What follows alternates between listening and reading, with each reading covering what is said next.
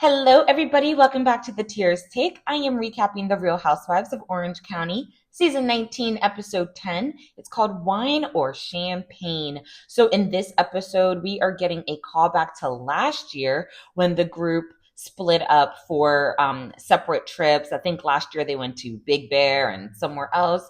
And I think production liked that. So they're going to do it again. So we have a little bit of dueling girls' trips ahead. I'm going to go ahead and give you my takes along the way, but I do want to hear from you. Drop your thoughts and comments in the comment box. Please like and subscribe if you like the content. Please share my videos and watch some other ones as well. Okay, so let's go ahead and dive in. So the episode opens with Tamra calling Shannon, and she wanted to invite Shannon to a winery in Temecula. She said she got a great house and she wants to go to Temecula with Jenn, Gina, and Shannon. And Shannon is, of course, hesitant, but she says, oh, Tamra's working on herself, so like I'm gonna give it a try. And I'm like, bish, where? Where have we seen Tamra?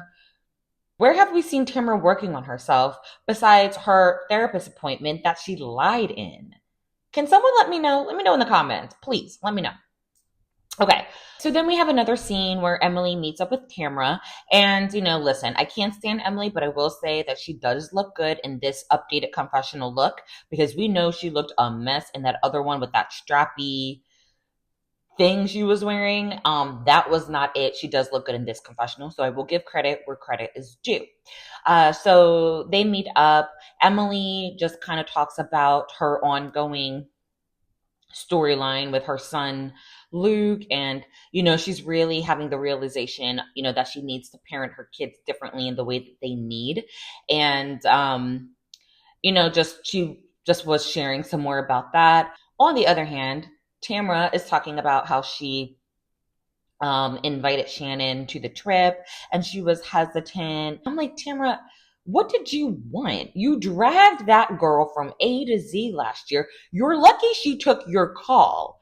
Shannon is better than me because I wouldn't even take your call. I would pay you complete and absolute dust. So she's just, venting to anyone who would listen. And she's like, oh, Shannon wasn't enthusiastic when I invited her. Girl, bye.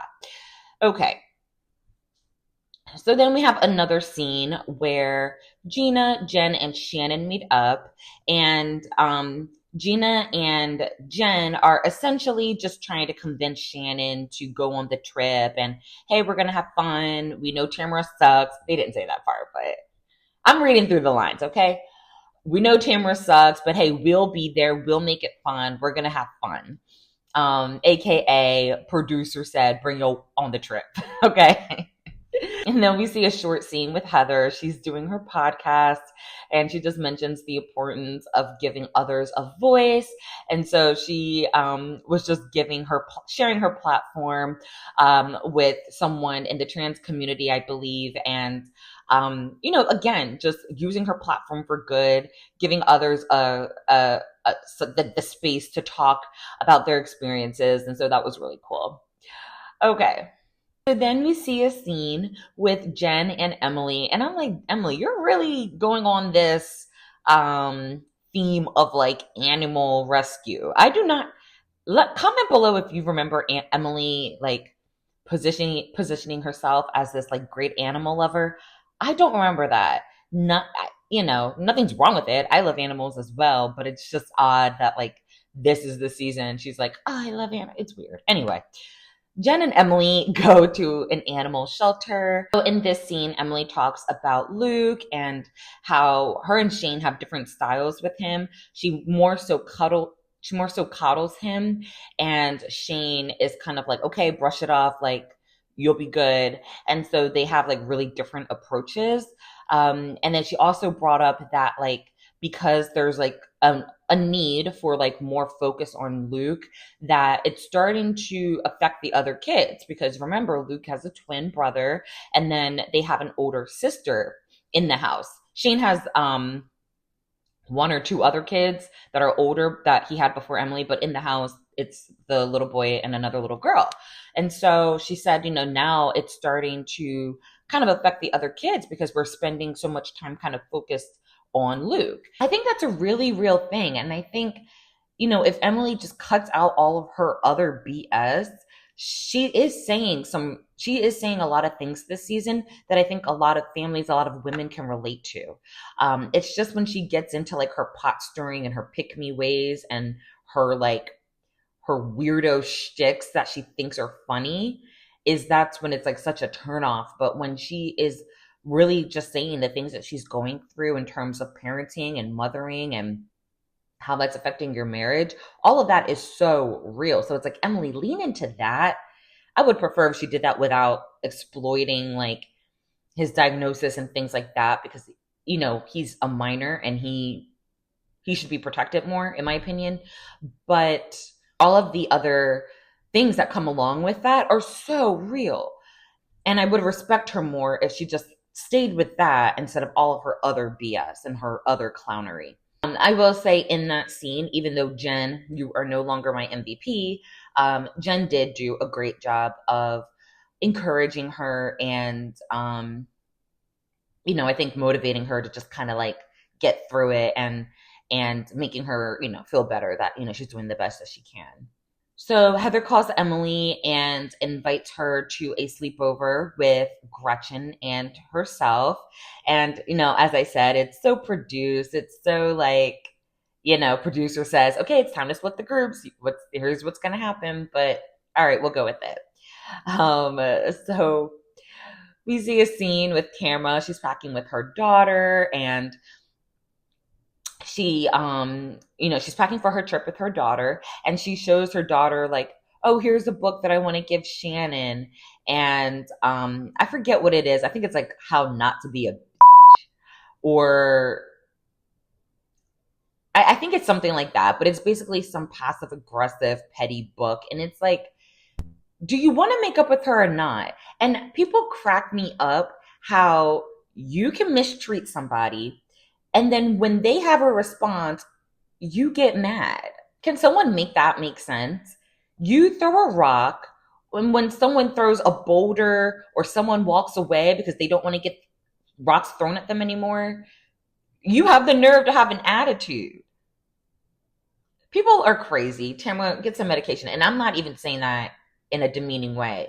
Some people need therapy and medication, one or the other or both. That's just what it is. Tamra, get help because you're a weirdo. So Heather has a really cute setup for her sleepover, like lots of candy and snacks, and they're just beautifully designed, beautifully laid out. She has, like canopy beds, like really, really cute setup for her slumber party. And the house in Temecula is really nice. And can I just say, why is Tamra taking Gina, who is sober, and Shannon, who she says has a drinking problem, on a wine tasting trip? Can someone else, y'all, I got some questions. Please engage in some dialogue with me down below because I feel like I'm insane. Who said, ding, ding, ding, that's what you should do, Tamra? And why did Tamra either think of it on her own or go with it? Or is this a producer-driven, situation that is like, hoping to see some fireworks because of this? It's weird. Could have been a scheme that Todd set up for him to come to you with the bush. I don't know. I don't like any part of it. I don't like if it's producer-driven, and I don't like if Tamra's... all of it is dumb. It doesn't make sense. And I'm just surprised like no one called that out ahead of time. It was mentioned a little later, but I don't know. If someone talked about my drinking all last year and then called me and was like, hey, let's go wine tasting. Let's get a happy hour. I would be like, I thought I was an alcoholic. I thought I had a problem. Why would you put me in that situation? Y'all, let me know if I'm reading too much into this, but I was just like, girl, bye. So Emily and Gretchen arrive to Heather's and they tell her, oh, we analyzed Tamra in the car. I'm like, do y'all have anything else better to talk about? Seriously. It's kind of strange at this point. Let it go. I don't talk about people I don't like all the time. And I understand they're on a show, but like it's kind of weird at this point. So she said we analyzed Tamra in the car. Emily says that Jenn is still mad at the photo, and Heather tries to defend the photo. Gretchen points out in her confessional that Heather is pretty much scared of Tamra. I agree. I don't know what Tamra has on Heather, but Heather, she'll slightly buck up, but in the end of the day, she will fall in line and kind of like follow Tamra. And it's the most bizarre thing I've ever seen in my life. So back in Temecula, Tamra sets up motorcycle escorts. I think they're going to dinner. And that idea was actually really cute, just something different. But it was really gross because Shannon has like a runny nose, or she gets runny noses when I don't know, but snot, I'm going to throw up. Ugh. But snot was like flying everywhere, and like people were driving behind her. So it was like flying and flinging back towards like people and got on someone's sunglasses. Blech. Like, cut the cameras. I need to go like bleach myself if that ever happened to me. Blech. The Temecula girls sit down and they have a discussion about the RHOC girl. And Shannon didn't know what it was. And so Tamra describes it. And I just feel like everything Tamra does is so crass. There was a way to describe that without having to do motions and having to, like, you're a grandma. You're weird, Tamra. You're just at every turn an embarrassment. And I see more and more why Sydney doesn't fool with you. You're really a walking, talking embarrassment at this point. But anyway, not that you have to roll over and die when you're a grandma, but I just think like everything she does, from flashing her boobs to she's just, I don't know. She's not for me. And I think there's a way to have fun and be sexy and free and silly and flirty without being like nasty and over the top and pick me and desperate, dehydrated for attention. Okay, so they talk some more, and after RHOC, they started belittling Heather's career because Heather said that she, really enjoyed being in LA because she was in a comedy class and she was in a musical and she's taking voice lessons. That sounds absolutely amazing. Like, I would love to like have that be part of my like day-to-day, week-to-week of acting classes, improv classes, writing, creating. That sounds absolutely amazing. And I'm so confused why they're still minimizing and belittling her career. She's an actress. Look her up. I don't understand like the ongoing joke about her acting career. It's weird. And it's interesting because Heather does all this cheerleading and defending for Tamra, but Tamra sure stayed quiet. And I was like, Tamra, didn't you actually go to a taping years ago of Heather doing a live taping of a comedy? So it shouldn't be far-fetched that she's doing more comedy and she's doing other things to just feed her creativity. And I think it was just so gross. Literally the least accomplished people on the show. Tamra, the failed real estate agent, failed gym. I don't even know what she does now. I don't even know what she does. I guess housewife. Oh, she's a podcaster now and housewife and a housewife on TV. Then you have Gina. She been the brokest one. Just now started getting into her career. And then you have Shannon, who y'all are a joke. And if Heather went on TV and if Heather went into a confessional and was shading Gina's, real estate career that she's just starting out, or shaded Shannon's, whatever Shannon's doing. I don't know if she's still doing those little food things or whatever her job is. It would be, oh my gosh, she looks down on us. Oh, she thinks she's better. Oh my God, these women are so unlikable. That's my conclusion, is like, I don't know. Stuff like that gets on my nerves because y'all are so easy to read. Y'all really don't have any space to talk, and y'all want to talk about Heather. There's a lot of things I can say about Heather. You can say she's a kiss ass to Tamra. You can say she never has a storyline except moving and buying houses. You can say, a lot of things about Heather, but she works and has always worked.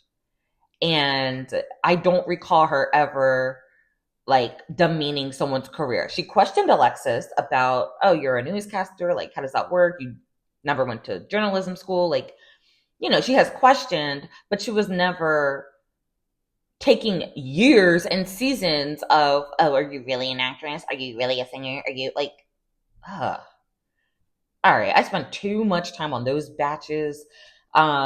Moving on. We're back in Beverly Hills with the sleepover group. They are walking to dinner and they see a paparazzo in the street, and this person confirms that Heather did not call them when, that whole thing blew up with, the paparazzi, and then later carried on to the season with Katie. And Emily is like, Heather, did you hire them? Like, did you pay this person to say that? Like, how convenient is it to like have this person like waiting at the corner where you are? And I thought it was funny. Like, either way, I think it's funny. And either way, like Heather, she's screwed if she does, screwed if she doesn't. So whatever, it's fine. And then Emily says that, she spent some time with Jenn recently, and Jenn had asked her if she thought that Heather pacified Tamra because she's scared. And I love Heather's response, because instead of like turning any venom towards Jenn, she said, oh, okay, so what did you say in the conversation? Love that. And so conveniently, it's giving Lisa Rinna. So conveniently, you remember what everyone else said, but when it comes to your response, it's, oh, I don't really remember. I might have said, maybe, possibly, maybe, yes. It's a little fuzzy, girl. So, Emily's like, oh, I don't remember. Maybe I said that you did. I said, girl, if you don't get out my entire face, like I said, it reminds me of Lisa Rinna this season, where she kept dragging out Kathy Hilton's Aspen meltdown. And she remembers Kathy was doing this and doing that and breaking this and banging on walls and said this about her sister and said this about the cast. And then when Kathy said, well, do you remember what you said back to me in the car? Here goes Rinna. Oh, I don't remember exactly. Oh, girl, that means you pay too much attention to other people. You need to look inward and figure it out.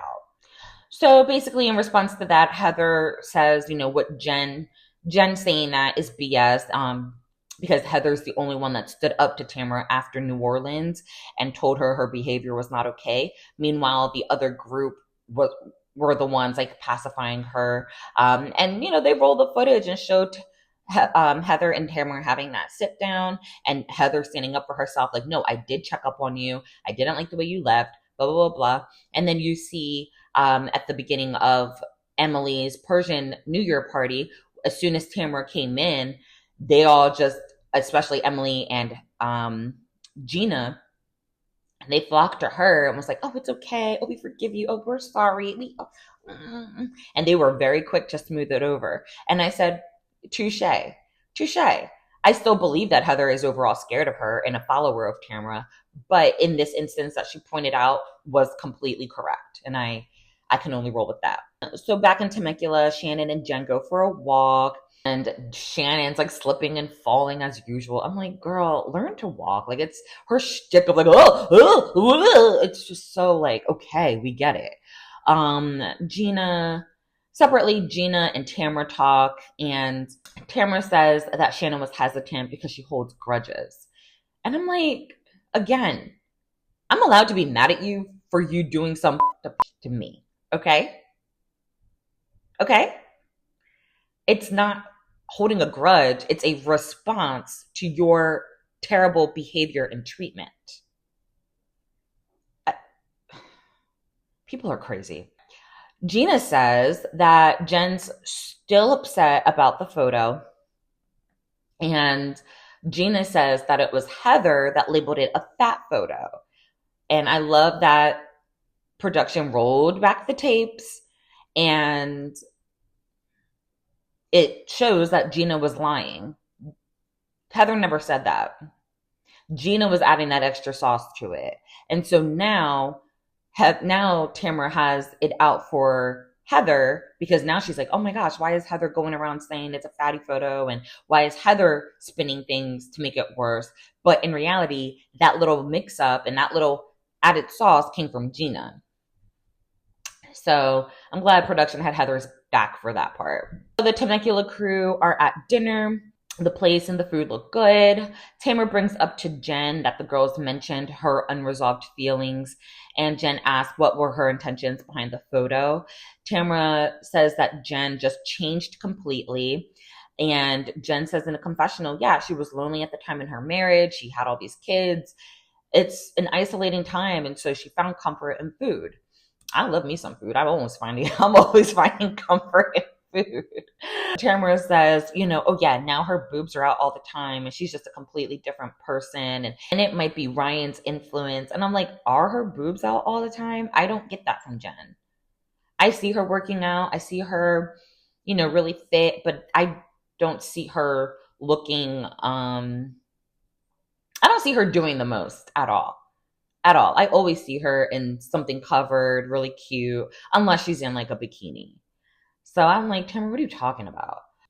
And what is her heart on for Ryan? She always finds a way to like bring in Ryan and bring up Ryan. And as she's bringing up Ryan, she says, oh yeah, Ryan likes tits on a stick. And that's what she's doing. I'm like, again, crass, weird. She has the depth and emotional intelligence and the intelligence in general and vocabulary of literally a 15-year-old. I cannot. Anyway, so in the scene, Jenn asked Tamra, where did things go wrong between us? And Tamra says, it all happened when they all went to Cabo, and Ryan said to Eddie and Tamra that he's in love with Jenn. And at the time, Jenn was still married to her husband, and Tamra and Eddie felt bad because they had spent time with Jenn's husband and they just didn't want any parts of like some cheating scandal. But in a confessional, Shannon calls Tamra out and was like, girl, like, you cheated on your husband with Eddie, so what's the problem? And I love that she called it out, but why does she only do it in confessionals? She's always mute in scene, and she's saying some real like truth in the confessionals. So like, Shannon, you need to work on that, because I don't know why y'all are so scared of Tamra. Call her out face to face, because you would have cracked her entire face and she would have got to stuttering. She would like, it would have been amazing. It would have been primetime TV. So Tamra finally shows the picture to Jenn that's been kind of circulating around the group. And Jenn says that Tamra did it to make herself feel better. Jenn says that she feels like herself for the first time, and Tamra just doesn't like it. Tamra says, no, I like that you're more outspoken, and she apologizes. And then Jenn is like still like not getting, she didn't get what she like really needed. So she's like, no, but like seriously, can we talk about like why you did what you did, why you do what you do? Like, can we just talk about it? And Tamra's like, well, I apologize. Like, let's just move on. I apologize. And that's when Shannon interjects. And she's like, no, you need to take accountability. You can't just act like a wild banshee and leave all this rubble behind and then think you can put a Band-Aid on it with an apology and we're all good. She didn't say that exactly, but that's what she was saying. She was basically saying, take some accountability, and apologies just don't fix everything overnight, right? Shannon continues saying that Tamra goes low and the group just allows it because that's Tamra. I said, preach. Tamra says, well, you go low behind people's backs. So Tamra, again, is throwing it back in Shannon's face. Oh, I've been there for you over so many years and through your divorce and all these things. I'm like, girl, wasn't that like 5-6 years ago? Like, who cares at this point, right? You want a cookie and that gives you permission to now drag me because you did something nice for me years ago? Get the out of my face, Tamra. Anyway, Shannon says, well, you know what? You haven't been in my life the past year and I've been better for it. I've been great. Tamra says, and I'm sorry. And then Shannon says, it's been so hard this past year with you constantly coming at me. And Tamara said, well, I only did that because you would get drunk and you would say all these things. And, let's just not go backwards. And then Tamara probably realizes like she's losing this argument or she has really nowhere to go. So what does she do? She throws her good buddy Gina under the bus and she says, well, Gina's concerned about your drinking too. And Shannon's stunned, and then that's the end, and it's to be continued. So overall, I like the change of scenery of, where these ladies can argue and get into it. But again, I just don't appreciate the setting of a winery to sit here and talk to someone about their drinking. I love that Heather kind of like made Emily take accountability for whatever she said and what her role was in the conversation, because you're not about to come back to me talking about, oh, so-and-so was talking about you. My question is, why were they comfortable talking about me to you? And what did you say in my defense? So Heather handled that great. Overall, it was an okay episode. I want to hear your thoughts below. What would you rate this episode? What are your thoughts? I want to hear from you. So thank you so much for watching. If you are enjoying my content, please continue to watch other videos, like the videos, please subscribe. I would love to have you. And thank you so much for watching. I'll catch you in the next video. Mwah! Bye.